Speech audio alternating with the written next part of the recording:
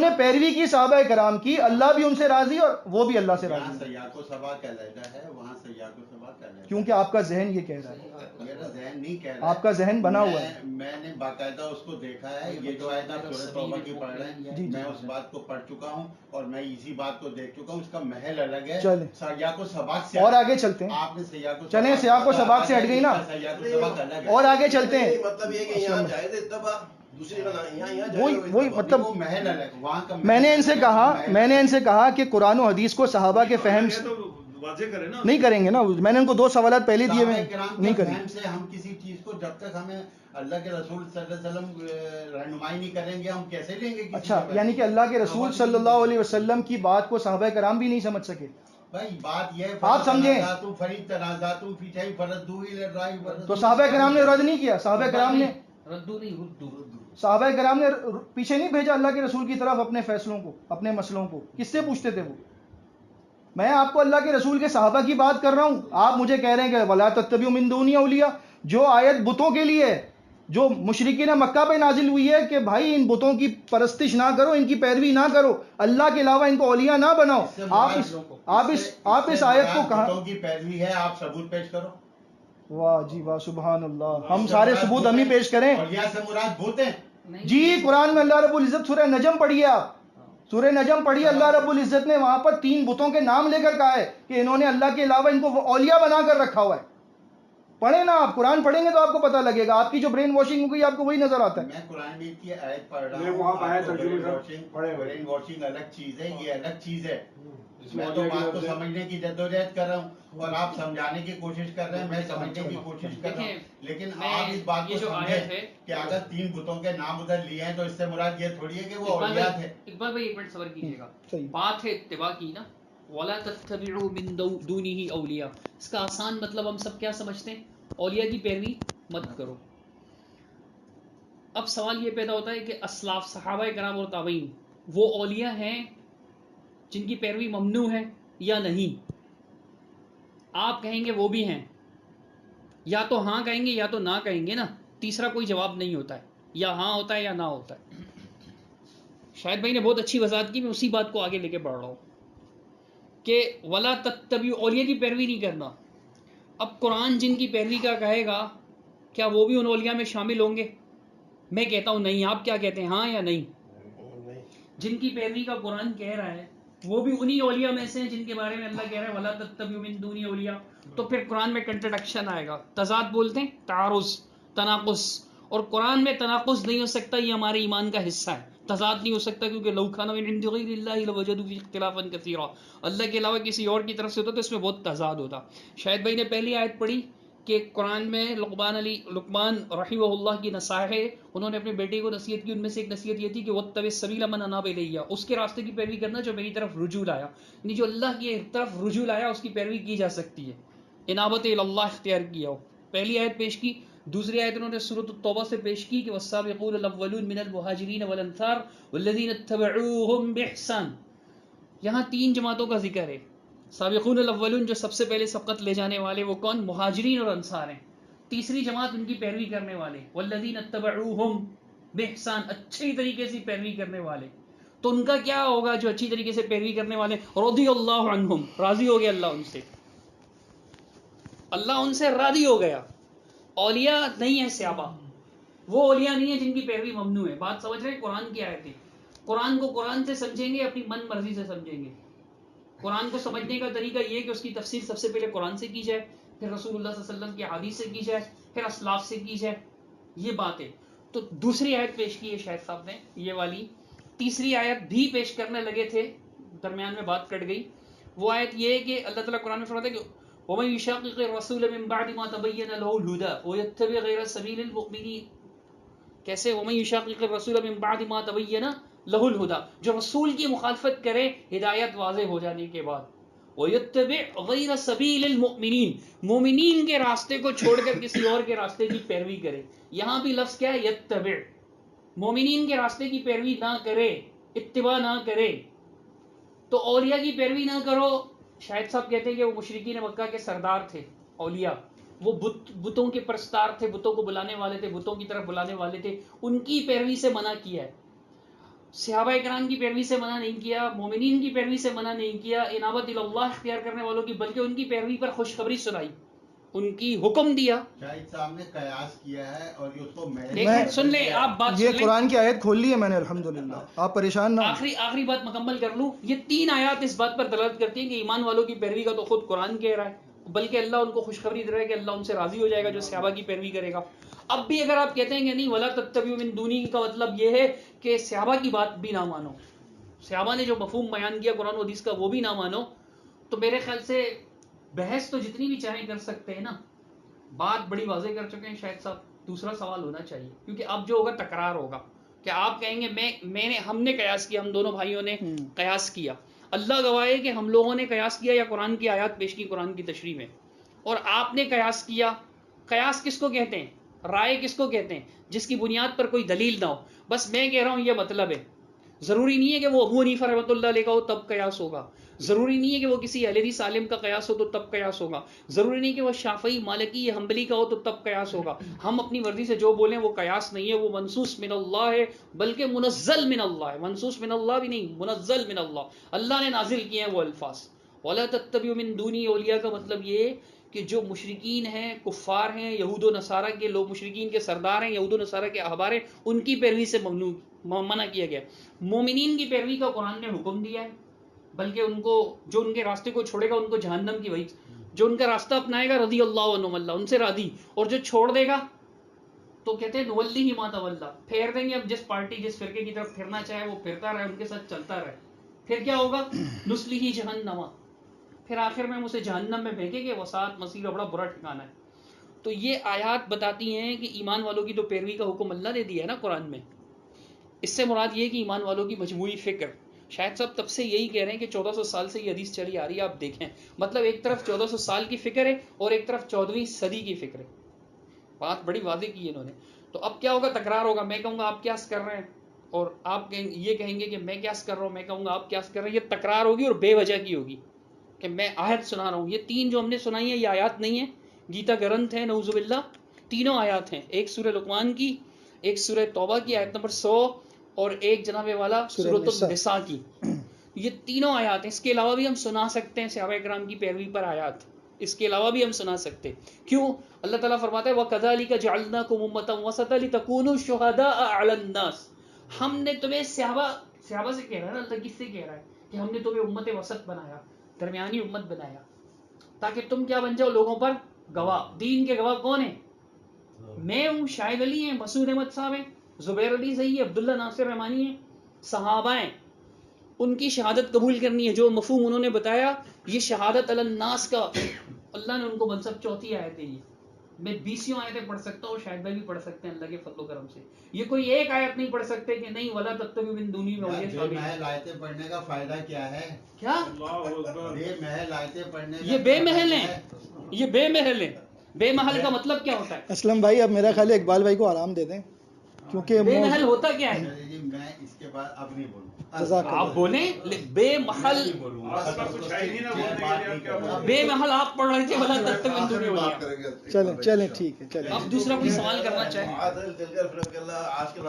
آج کل کے دور میں فرقوں کون ہے کن سے الگ ہونا ہے؟ جی بالکل میں اس طرف کے فرقوں کون ہے کن سے الگ ہونا ہے. ٹھیک ہے، جواب کیا سمجھ میں آ گیا کہ آپ نے کہا جی خلافت سے مراد ہے، یہ تو آگے سمجھ میں. ٹھیک ہے. اب آج کل فرقے کون ہے کن سے الگ ہونا ہے یہ تھوڑا ٹھیک ہے.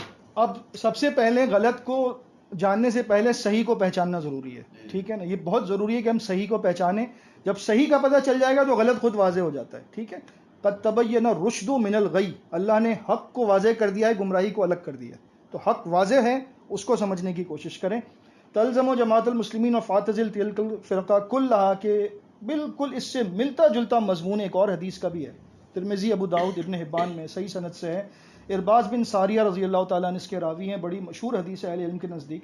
نبی صلی اللہ علیہ وسلم کے خطبے کا ذکر ہے جس میں ارباز رضی اللہ تعالیٰ عنہ فرماتے ہیں کہ ایسا خطبہ دیا کہ وجلت منہ القلوب وذرفت منہ العیون، دل دہل گئے، آنکھوں سے آنسو جاری ہو گئے.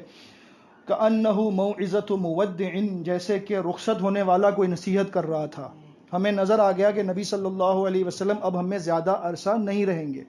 ان کی باتوں سے ایسا محسوس ہونے لگا تھا. تو صحابہ کرام سے رہا نہیں کیا، تکلیف بھی تھی، دکھ بھی تھا، ساری فیلنگز ایک ساتھ جمع ہو گئی تھی تو کہا کہ اوصینا یا رسول اللہ، آپ ہمیں کوئی جامع وصیت کر دیجئے، جامع وصیت کر دیجئے۔ اوصیکم بتقوی اللہ، سب سے پہلے میں تمہیں وصیت کرتا ہوں کہ اللہ کا تقوی اختیار کرنا، جہاں بھی رہو اللہ سے ڈرتے رہنا، سب سے پہلی بات۔ والسمع والطاعہ، سننا اور اطاعت کرنا، کس کی؟ نبی علیہ الصلوۃ والسلام کے بعد جو آئے گا اس کی نا، ظاہر ہے میں تو جا رہا ہوں، اب میرے بعد جو آئے گا اس کی سننا اور اطاعت کرنا، وہ کون ہوگا؟ صدیق اکبر، خلیفہ اول بلا فصل، اس کی اطاعت کی اور اس کی بات سننے کی تلقین فرما رہے ہیں کہ میرے بعد آپس میں لڑنا نہیں، الجھنا نہیں، جو بنے گا خلیفہ اس کی بات مان لینا۔ اس کے بعد فرمایا فَمَن يَعِشْ مِنْكُمْ بَعْدِي فَسَيَرَىٰ اخْتِلَافًا كَثِيرًا، میرے بعد، دنیا سے میرے جانے کے بعد جو تم میں سے رہ جائے گا وہ ان قریب، سیرا، سین استعمال ہوتا ہے ان قریب کے لیے، ان قریب بہت بڑا اختلاف دیکھے گا۔ اس اختلاف کی طرف میں آپ کی توجہ پہلے لا چکا ہوں، کہاں؟ عثمان رضی اللہ تعالیٰ عنہ کے دور میں جو شروع ہو چکا تھا۔ میرے بعد کثیر اختلاف تم دیکھو گے، جو زندہ رہے گا میرے بعد وہ سب دیکھیں گے اس بات کو۔ فَعَلَيْكُمْ بِسُنَّتِي، اس اختلاف میں تمہیں کیا کرنا ہے؟ میری سنت کو مضبوطی سے تھام لینا۔ وَسُنَّتِ الْخُلَفَاءِ الرَّاشِدِينَ الْمَهْدِيِّينَ، اور خلفائے راشدین مہدیین کی سنت کو مضبوطی سے تھام لینا۔ وہاں کیا فرمایا؟ تلزموا جماعت المسلمین و امامہم، کس دور میں؟ فتنوں کے دور میں۔ یہاں کیا فرمایا؟ اختلاف کے دور میں میری سنت کو اور صحابہ کرام میں سے کون؟ خلفائے راشدین المہدیین، یہ چار ہیں۔ خلافت راشدہ 30 سالوں میں تھی، علی رضی اللہ تعالیٰ عنہ کے جانے کے بعد خلافت راشدہ اینڈ ہو گئی۔ ان چاروں خلفائے راشدین کی سنت کو مضبوطی سے تھام لینا۔ اب پھر ہم تھوڑا سا ولا تتبعوا من دونی اولیاء پر غور کریں کہ اللہ کے رسول صلی اللہ علیہ وسلم پر آیت نازل ہو رہی ہے کہ وہی کی پیروی کرنا، اس کے علاوہ کسی کی پیروی نہ کرنا، اور اللہ کے رسول صلی اللہ علیہ وسلم جن پر آیت نازل ہوئی ہے وہ فرما رہے ہیں وَسُنَّتِ الْخُلَفَاءِ الرَّاشِدِينَ الْمَهْدِيِّينَ، ایک نہیں، دو نہیں، تین نہیں، چار خلفاء آئیں گے، ان کی سنت کو مضبوطی سے تھام لیں۔ سے مراد پھر آپ نے کہا میں بولوں گا نہیں، بت ہیں، اس کا آپ ثبوت دیں، بات بت ہیں۔ میں نے آیت نکال لی ہے، مجھے لوگوں نے کہا موضوع، اب دوبارہ چلے جائیں موضوع پر، ابھی چلنے دیں، بار بار اس چیز کو نہ لائیں۔ خلفائے راشدین کی پیروی کرنا کتنی مضبوطی سے کرنا؟ عضو علیہا بن نواجز، جیسے داڑھ سے کوئی نہیں پکڑ لیتا کسی چیز کو کہ کوئی چھڑوا ہی نہ سکے، داڑھوں کے ساتھ مضبوطی سے پکڑ لینا۔ وَإِيَّاكُمْ وَمُحْدَثَاتِ الْأُمُورِ، اور نئے کاموں سے بچتے رہنا، فَإِنَّ كُلَّ بِدْعَةٍ ضَلَالَةٍ، کیونکہ ہر نیا کام بدعت ہے۔ ہمیں فتنوں کے دور میں، افتراق کے دور میں، اختلاف کے دور میں نبی صلی اللہ علیہ وسلم کی وصیت یہ ہے کہ ان کی سنت کو مضبوطی سے تھام لیں۔ اور جو مین سٹریم ہے اسلام کی، یہ مین سٹریم ہے، کیا ہے؟ صحابہ کرام، یہ دراصل جماعت المسلمین اولین ہے، یہ اس کے مطابق اپنی زندگی کو گزارنا ہے، اس میں نجات ہے۔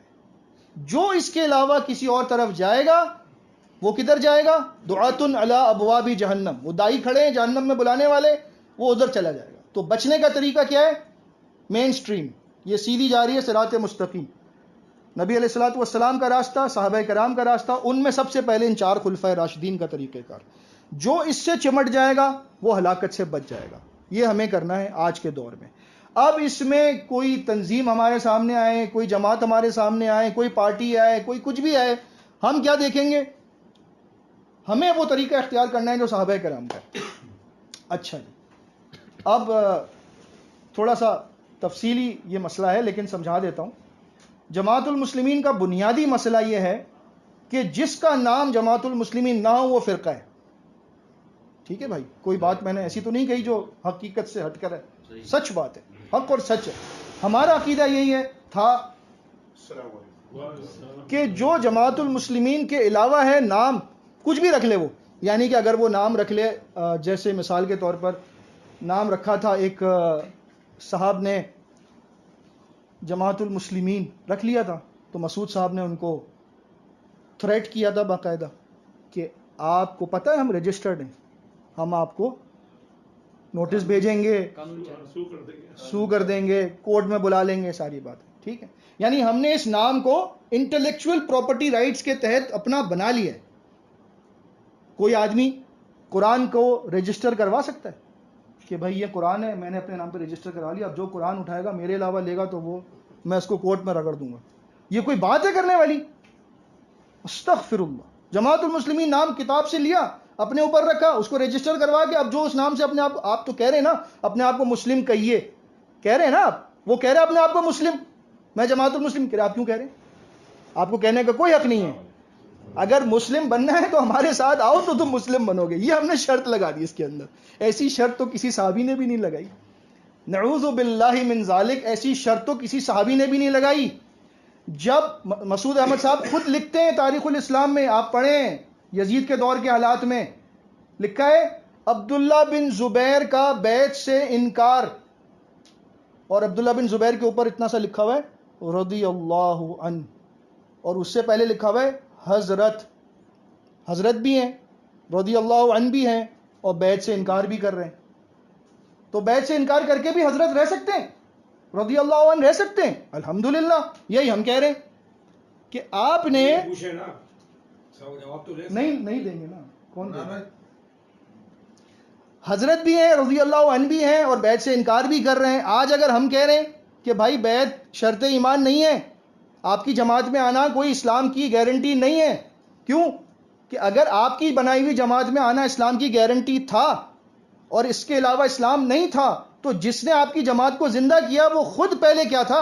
اس مسئلے کو تو کوئی حل کرتا نہیں ہے. مسعود صاحب مسلم تھے یا نہیں تھے؟ اگر مسلم تھے تو جماعت بنانے سے پہلے اس کا مطلب مسلم تھے. الحمدللہ اس کا مطلب جماعت کے بغیر مسلمین ہو سکتے ہیں، مسئلہ حل ہو گیا. آپ کہیں نہیں وہ مسلم نہیں تھے، اس کا مطلب وہ غیر مسلم تھے. اگر وہ غیر مسلم تھے تو غیر مسلم نے اسلام کو زندہ کیا، یہ پہلی اس معمے کو حل کر دیجئے. کوئی کرنے کو تیار نہیں ہے. یہ وہ دو سوالات ہیں جو اے بی سی کی طرح کلیئر ہے بالکل بات، لیکن ان کو سمجھ میں نہیں آتی. جن کو بہت سال ہو گئے نا ایک چیز کو سمجھے ہوئے، اب اس کو سسٹم سے باہر نکالنا بہت مشکل ہے، دوبارہ نئی چیز لانا بہت مشکل ہے، کیونکہ میموری جو ہے نا فل ہو گئی ہے، اور میموری کارڈ یا یو ایس بی چینج کرنے کو تیار نہیں ہے. میں یہی چلا کے رکھوں گا، میموری فل ہو گئی، کچھ بھی نہیں آ سکتا اس کے اندر. بھائی تھوڑا سا ریفریش کریں سسٹم کو، سوچنے کی کوشش کریں. اسلم بھائی کی بات دوبارہ، نبی علیہ الصلوۃ والسلام نے فتنوں کے دور میں ہمیں حکم دیا کہ سنت سے چمٹ جاؤ، ٹھیک ہے.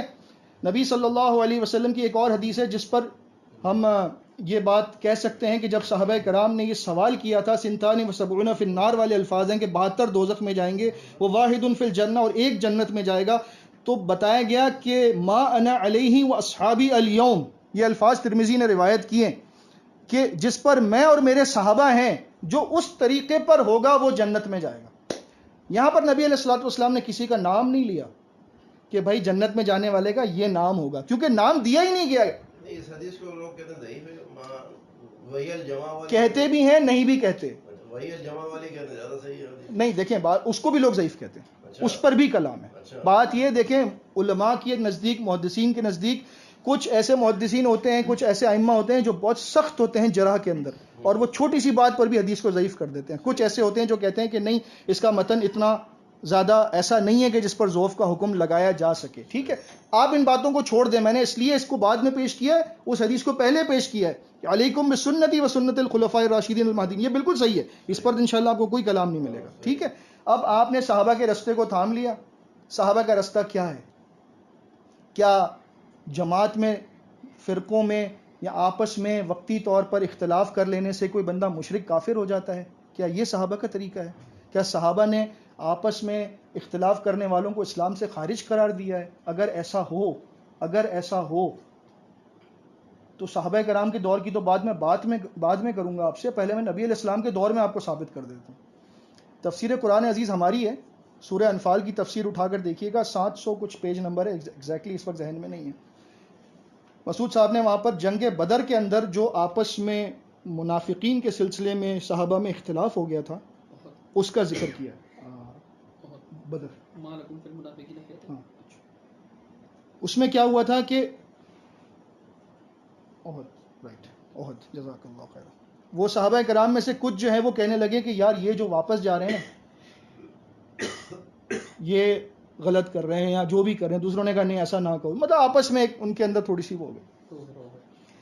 ما لکم فی المنافقین فئتین واللہ ارکسہم بما کسبوا، سورہ نساء میں ہے. تمہیں کیا ہو گیا، تم منافقوں کے بارے میں 2 گروہ میں تقسیم ہو گئے ہو.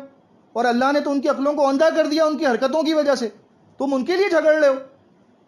تو ابن عباس نے یہ الفاظ روایت کیے ہیں، صحیح بخاری کا حوالہ دے رہا ہوں، کتاب التفسیر، اور ہماری تفسیر قرآن عزیز سورہ انفال کا حوالہ دے رہا ہوں آپ کو۔ کیا لکھتے ہیں کہ اس دن صحابہ کرام 2 فرقوں میں تقسیم ہو گئے تھے۔ کتنے میں؟ 2 فرقوں میں۔ یہ صحابہ کرام کے دور کی بات نہیں کر رہا، کیونکہ فوراً ہمارے یہاں کہہ دیا جاتا ہے او بھائی بعد میں تو ہوا ہوگا، نبی علیہ السلام کے دور میں نہیں ہوا۔ واضح طور پہ فرقتین کے الفاظ ہیں، 2 فرقوں میں تقسیم ہو گئے تھے۔ آپ یہ کہیں، گروہ ہے وہاں، ایک منٹ، آپ نے وہاں مراد گروہ کر دیا نا، آپ کر سکتے ہیں۔ لفظ فرقہ عربی کا آیا ہے جو آپ کو بہت زیادہ کرنٹ لگتا ہے۔ کیونکہ جو ترجمہ آپ کر رہے ہیں وہ بے محل ترجمہ، جی جی، سب کچھ بے محل ہے ہمارا، ہمارا سب کچھ بے محل ہے۔ تھوڑے سے صبر کا مظاہرہ کریں، اللہ معاف اقبال بھائی، کوئی ساجد بھائی فاؤل کرتے رہتے ہیں نا، یلو کارڈ ریڈ کارڈ رکھیں آپ تھوڑی دیر کے لیے۔ گروہی ترجمہ جی جی آئے گا، اقبال بھائی، ترجمہ نہیں آئے گا۔ اقبال بھائی میں جہاں لے کر جانا چاہ رہا ہوں اس کو اس تک پہنچے۔ آپ کی مرضی چلے گی، مطلب کیا کوئی آیت ہے ولا تتبعوا من دونه اولیاء، اقبال بھائی تو اللہ کے ولی ہیں، میں تو ان کی پیروی نہیں کروں گا۔ آپ مجھے آیت یا حدیث بتائیے کہ بھئی یہاں گروہ ترجمہ ہوگا، فرقہ نہیں ہوگا، جبکہ حدیث قرآن کی آیت میں فئتین کے لفظ ہیں اور حدیث میں فرقتین کے لفظ ہیں۔ فرقتین، حدیث اللہ کے رسول نے فرقت، صحابی نے فرقتین کا ترجمہ کر دیا، ٹھیک ہے، ان کو عربی نہیں آتی تھی، جبکہ اللہ کے رسول نے ان کے لیے دعا بھی کی۔ اب آپ مجھے بتائیں میں آپ کی پیروی کروں یا نہ کروں کہ فرقہ لفظ کا ترجمہ نہیں آئے گا، گروہ آئے گا؟ آپ کی پیروی کروں گا تو ولا تتبعوا من دونی اولیاء قلیلا ما تذکرون، یہ بے محل نہیں ہے چونکہ یہ آپ نے پڑھی ہے۔ بھائی یہ کہہ رہے ہیں صحابہ کرام بھی بے محل کر گئے بات، یہ اس محل پہ کر میں اسی وجہ سے ان کی کہہ رہا بات تو محل پر ہے نا، تو میں ان کی پیروی تو نہیں کروں گا نا، ولا تتبعوا من دونی ان کی اولیاء، سوچ یہی میں ہے نا۔ اقبال بھائی کی پیروی نہیں کروں گا۔ بھائی فرقہ ترجمہ کیوں نہیں ہوگا جبکہ حدیث میں فرقہ تعین ہے، بخاری میں، اور پھر تفسیر قرآن عظیم میں جی شاید بھی جی۔ تو ابن عباس کہہ رہے ہیں کہ صحابہ کرام 2 فرقوں میں تقسیم ہو گئے تھے اس بات پر، ٹھیک ہے، اللہ رب العزت بھی اس پر ناراض ہے کہ تمہیں کیا ہو گیا، تم 2 جماعتوں میں تقسیم ہو گئے ہو اس بات کے اوپر۔ اور ہمارا اصول کیا ہے کہ فرقہ بندی کفر ہے، شرک ہے، عذاب ہے، لعنت ہے۔ کہیں گے بھائی وہ وقتی تھا، کیا کہیں گے؟ کیونکہ ہم نے خود یہ جوابات دیے ہیں نا، ہمیں پتہ ہے جواب کیا ہو سکتا ہے، اسی لیے تو سب سے بڑا مسئلہ ہو گیا کہ جو جواب دینے والے تھے وہ خود سوال کر رہے ہیں، تو اب جواب کون دے گا؟ یہ جواب ہم نے خود دیے ہیں لوگوں کو، بھائی وہ وقتی طور پہ تھا۔ تو آج میں اپنے آپ سے سوال کر رہا ہوں، شاہد علی، کیا وقتی طور پہ کفر کی اجازت ہے؟ کیا وقتی طور پہ شرک کی اجازت ہے؟ کیا وقتی طور پہ اللہ کا عذاب بھگت سکتے ہو؟ کیا وقتی طور پہ اللہ کی لعنت میں گرفتار ہو سکتے ہو؟ تو جواب ملتا ہے نہیں نہیں، حاشا وکلا، اللہ بچائے ہمیں۔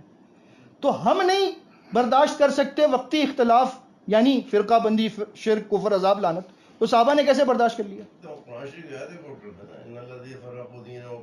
آ رہے ہیں نا، ادھر آ رہے ہیں، ادھر بھی آ رہے ہیں۔ میں آپ کو بتانا یہ چاہ رہا ہوں کہ بنیادی عقیدہ جماعت کا یہ ہے کہ جو جماعت المسلمین سے الگ ہوا، چاہے اس کا طریقہ کار صحابہ والا بھی ہو، چاہے وہ قرآن کی آیتیں اس کو یاد ہوں، چاہے وہ حدیث کا حافظ ہو، وہ تہجد گزار ہو، مجاہدین کے صف میں آگے لڑتا ہو، صدقہ خیرات میں اس سے کوئی آگے نہ ہو، وہ اللہ سے ڈرتا ہو، خوش اخلاق ہو، سب کچھ ہو، لیکن بھائی ہماری جماعت میں نہیں ہے، ہماری بیعت میں نہیں ہے، تو مسلم ہے ہی نہیں۔ یہ جو کرائیٹیریا ہے میں اس کے اوپر آپ کو لانا چاہ رہا ہوں کہ میرے بھائیوں، صحابہ کرام کی سوچ اور فکر یہ نہیں تھی۔